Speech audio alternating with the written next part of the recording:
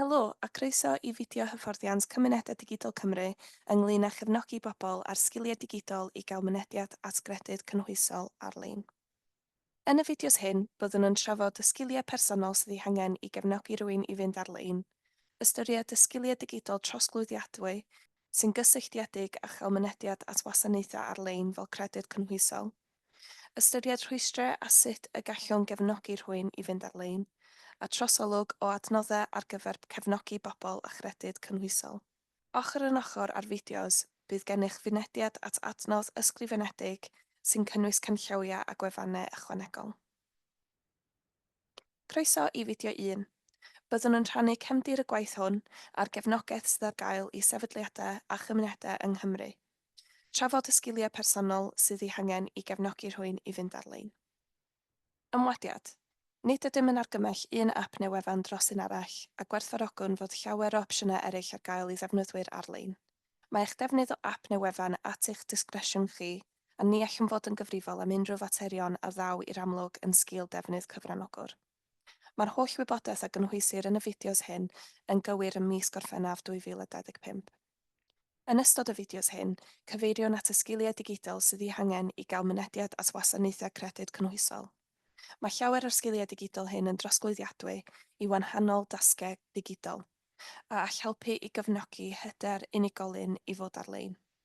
I gael rhagor o wybodaeth am gredyd cynhwysol, cysylltwch ar llinell gymorth gredyd cynhwysol hefo'r rhifau hyn. Mae hefyd posib defnyddio Relay UK os na allwch glywed neu siarad ar y ffôn hefo'r rhifau ar y sgrin.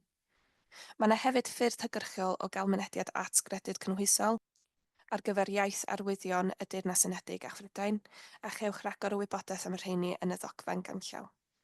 Cefndir y gwaith hwn. Mae Cymunedau Digidol Cymru yn gweithio i gefnogi staff sy'n ymgysylltu â phobl sydd angen hawlio credyd cynhwysol a nad ydynt efallai'n hyderus ar-lein neu'n digidol. Efallai bod rhai unigolion wedi derbyn llythyr hysbysiad mudo credyd cynhwysol. Rydym yn ystyried cefnogi esgiliau digidol yn ehangach, i ystyried eu taith digidol a'i helpu i feithrin yr hyder ar sgiliau i reoli eu hawliadau credyd cynhwysol yn y dyfodol. Beth yw credyd cynhwysol? Mae credyd cynhwysol yn daliad i helpu gyda'ch costau byw.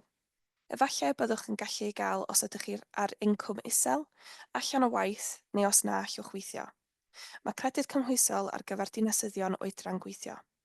Mae gwefan credyd cynhwysol yn cynnwys canllawiau a gwybodaeth defnyddiol, a dyma ddolen ar gyfer hwnnw.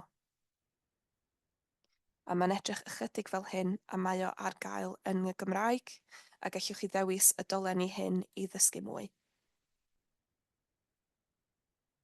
Ychydig mwy amdano ni yng Nghymunedau Digidol Cymru, hyder digidol iechyd a lles.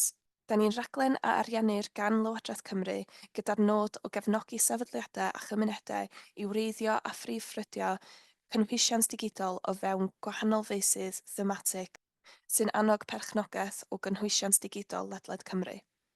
Gweithiwn gyda staff a gwirfoddolwyr i gael y sgiliau, yr hyder a'r mynediad i helpu eraill i gael y gorau o fod ar-lein.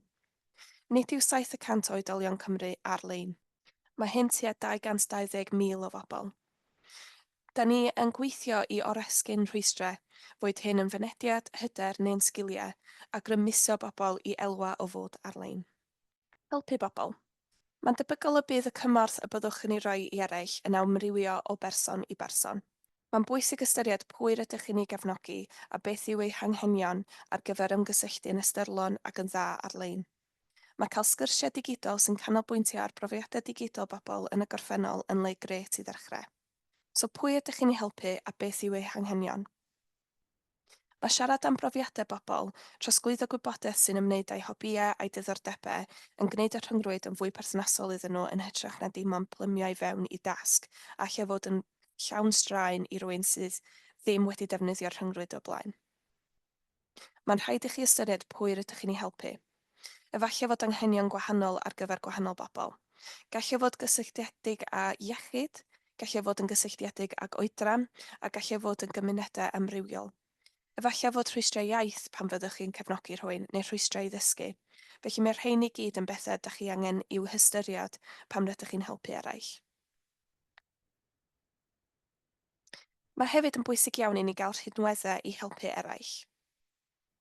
a dyma'r rhinweddau y byddwn yn ei adeiladu dros amser drwy helpu bobl. Mae'n beth neis i gefnogi rhywun sydd ar sgiliau digidol oherwydd eich bod chi'n adeiladu eich sgiliau hyder eich hun wrth helpu bobl ochr yn ochr wrth hynny. A mae'n braf iawn cael gweld cynnydd bobl, ond mae'n bwysig fod yn wydyn ac yn ddatryswr problemau da wrth wneud hynny.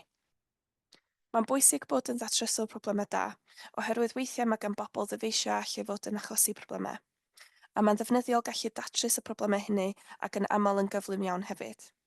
Mae defnyddio peiriannau chwilio yn le gwych i ddechrau o ran datrys problemau. Dylech hefyd bob amser cael angerdd, brwdfrydedd a meddylfryd cadarnhaol ac amynedd mewn unrhyw fath o amgylchedd dysgu pan fyddwch chi'n cefnogi rhywun. Mae rhain yn adeiladu perthynas waith cadarnhaol gyda rwy'n ydych chi'n ei gefnogi, a mae'n helpu osod y naws yn yr awyrgylch. Dylech chi fod yn gyfathrebwr hyderus a gofyn cwestiynau da hefyd. Felly gofyn i bobl sut maen nhw'n dod ymlaen, gofyn cwestiynau allweddol ynghylch eu dealltwriaeth, mae hynny wir yn helpu yrru'r dysgu i'r cyfeiriad cywir. Ond yn bwysicaf oll, does dim rhaid i chi wybod pob peth. Does dim angen i chi wybod yr holl ddyfeisiau digidol gwahanol, yr holl sgiliau digidol gwahanol sydd ei angen.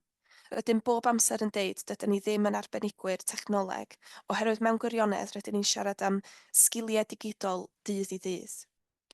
Os gallwch chi ddefnyddio'ch ffôn clyfar i gael mynediad at WhatsApp efallai, cael mynediad at y rhyngrwyd, mynd ar wahanol wefannau, yna mae gennych chi lawer o'r sgiliau digidol sydd eu hangen eisoes i gael mynediad at gredyd cynhwysol.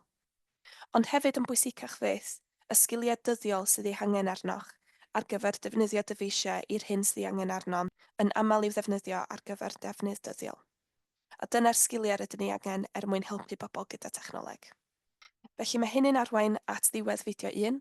Diolch am wrando a welwn i chi yn y fideo nesaf.